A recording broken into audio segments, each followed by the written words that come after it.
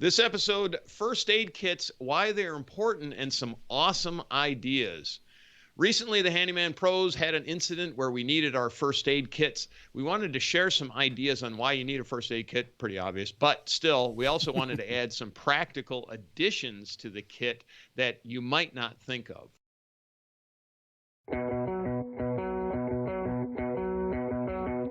Welcome to the Handyman Pros radio show, home improvement and maintenance tips from the pros. Thanks for listening to another edition of the Handyman Pros radio show, where our goal is to help save you time, money, and aggravation on your home maintenance and repair. This edition's entitled First Aid Kits, Why They Are Important, and Some Awesome Ideas. To help me explain this, I've got my old buddy Johnny with me. Johnny, what has been going on this week? Yeah, hey Larry. Well, it's pretty early in the morning, huh? Rainy. It is. It's a rainy day, rainy morning here in Georgia. Sounds like coffee. Sounds like a song, I guess. Yeah, just not a whole lot. I will say I got some. I'll just make an announcement as well, is that readers send in a great question, or a listener sent in a great question about multiple trips doing wallboard work, and we're going to get to that on a subsequent episode. Yep. So, but thank you very much. I just wanted to get that one out there, but that's coming. And Johnny, I want to share, while we're on that topic, I want to share. So I received a phone call. I told you this the other day, but I want to let my man out there know that we're actually listening and that we pay attention. But I was actually I was working on a job. My phone rings, and it's a guy I worked with, a number of years ago when I lived in Dallas. And he calls me up and he says to me, he goes, "Man, I love your podcast." I was like, "Philip Story, you're listening to my podcast?" And he says, "Yes, sir." It was like awesome. I was like so psyched, So I guess we're getting some reach, Johnny. We're getting what they're telling me. Some mileage there. That's good. Yeah, that's good. Well, thanks for listening. Well, nothing's to answer your question, nothing's really been going on. I did some wallboard. Some wallboard work the other day, speaking of wallboard work, but I cut my finger with the wallboard knife, and it was, the edge of it was pretty sharp, and it got me thinking about the first aid thing.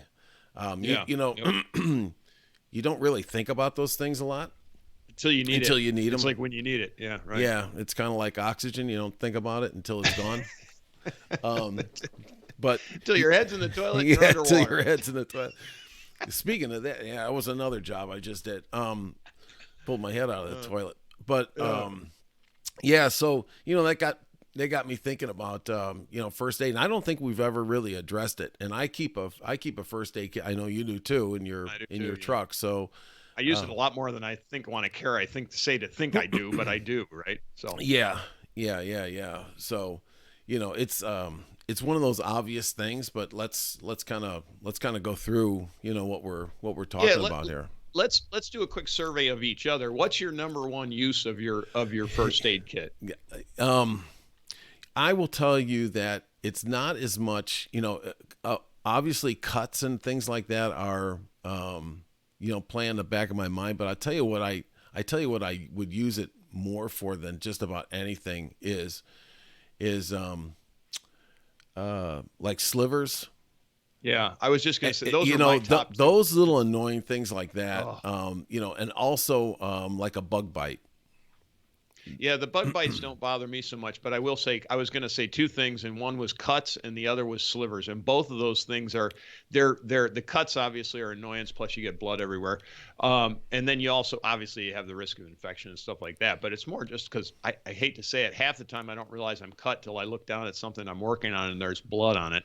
Yeah. Which is kind of gross. And then slivers too. Those are they hurt, right? Yeah. So you want to get them out. Yeah. And it's really annoying. And you just said it, it's like the infection. So you want to take care of that. I get conscious of that too, because we're working around some pretty nasty stuff sometimes. And you cut yourself and it's like, man, what's crawling around in there now, so you got to take care of that. Johnny, kind of I stuff. could tell you stories. But Yeah. Anyway, we'll keep going. So anyways, I went down and I just bought just a first aid kit. Yes, me And too. that's kind of the starter pack of what I carry around with it. But I added stuff in there if it doesn't have it, like let's just kind of go through it. Like Yeah, why for not? the slivers, I mean, I added tweezers. Tweezers. Yeah, I stick, and I have them in the truck anyway, but I stuck a straight edge razor blade in there for that, and I keep one that's kind of semi clean, I guess I want to say, in there, because sometimes, you need to cut it out, and using a sharp blade is obviously easier than a dull blade. Yeah, right. yeah. Just be careful that you don't create a situation where you need to use the rest of your first aid kit there. But yeah, I got rid of the sliver, by cutting off my finger, but that's right. I use the recip saw for that job. It helps, yeah. put on the pruning blade. Anyway, sorry, I digress. Yeah, but then no. Those are two good ads, and we say these things because not all first aid kits have those stuff. So I just bought kind of the basic kit. It's got some big bandages and some medical tape, the stuff that if you actually like really have a bad cut, you can do it. But I don't have a lot of that. My biggest ad on most of that stuff is just having a lot of I like the flexible tape Band-Aids because I like the fabric ones that are flexible because of course, obviously I want to wrap my finger or, I say fingers because 9 out of 10 times it's my fingers that are cut. But I want them to stay on and I want them to be flexible. And those are the easiest ones. So I added a bunch of those. And I've got some big bandages. Knock on wood, I haven't needed to use those. I put tweezers in there and I put that straight edge in there. And then the other thing, Johnny, we learned this from the remote control business. This one I use actually a lot. And what is that, John? I'm going to let you answer that one. Yeah, I mean, you can kind of close some, your skin up pretty good with, some, everybody knows it's crazy glue. Super glue. Yeah. Yeah, the CA stuff. Yeah, it's called. Yeah, and you buy just some super glue. Usually I use the slow formula. It tends to be a little better. And we have a friend that actually was in that business, and there's a facility here outside of North Georgia called Commence. Anyway, they make medical grade super glue, and believe it or not, folks, they actually use that super glue in surgery and stuff. And the difference between the super glue that you get in the tube and the medical grade super glue is, I believe, it's a whole lot of insurance, and that's about it. They even said that. They go, yeah, this is not like there's no formulaic difference. There's a sanitary difference, but there's no formulaic difference. And I said, as fast as that stuff bonds, trust me, there's no need to worry about it being sanitary, because when you put it on there, man, it's like instant. Yeah. So, and that's really good for closing up. Like if you get a little cut, and it's just say it's bleeding a lot, because I don't know why, but some of my cuts bleed more than other ones.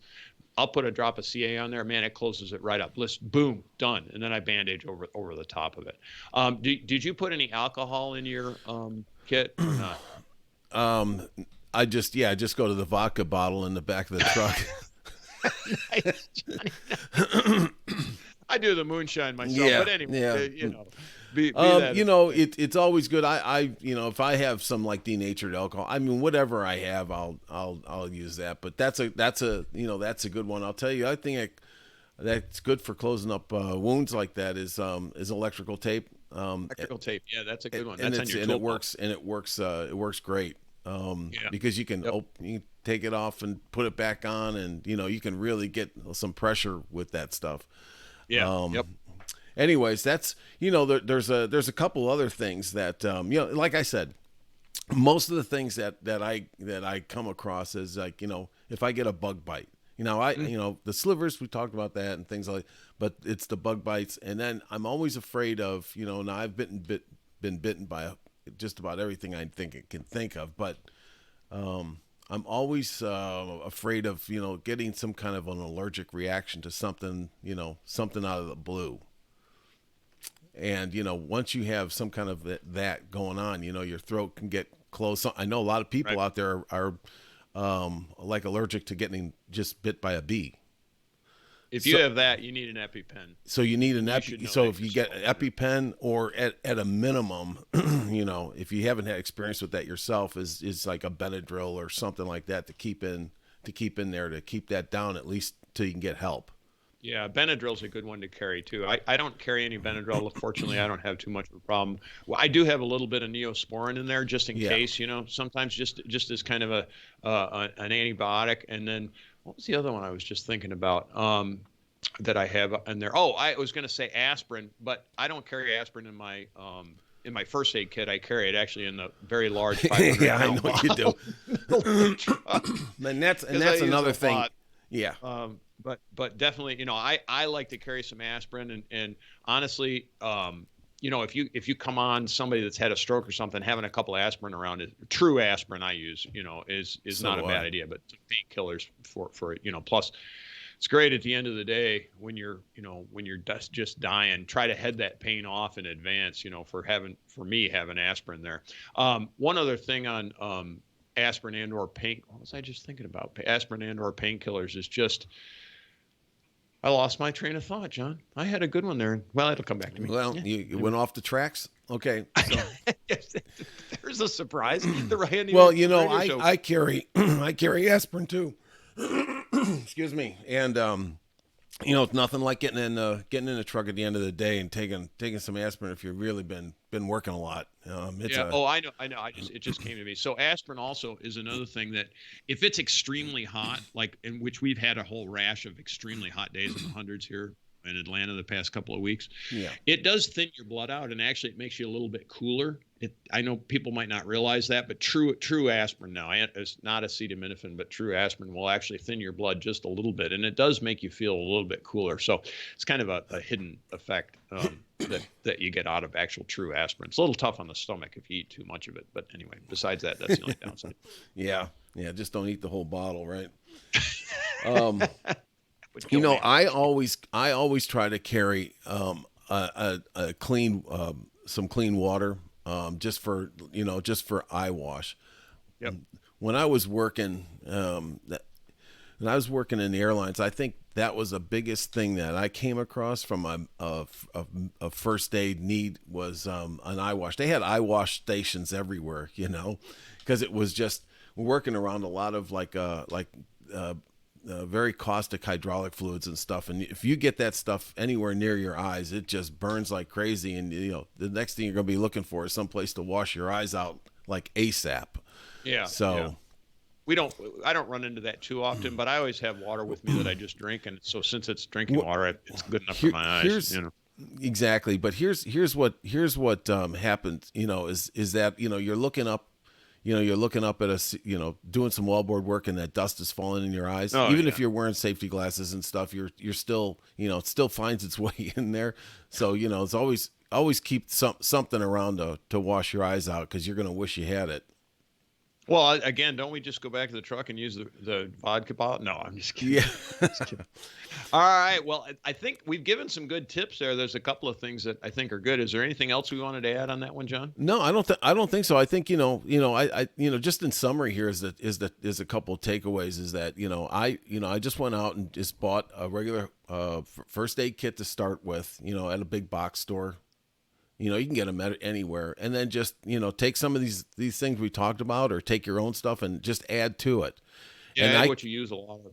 Exactly. Like. And I always keep it in a place where I can get to it. It's very isolated. I don't bury it anywhere in the truck or anything. Yeah. It's right underneath the passenger seat with a handle, and it's all marked and everything, so I can just grab it and just pull it out.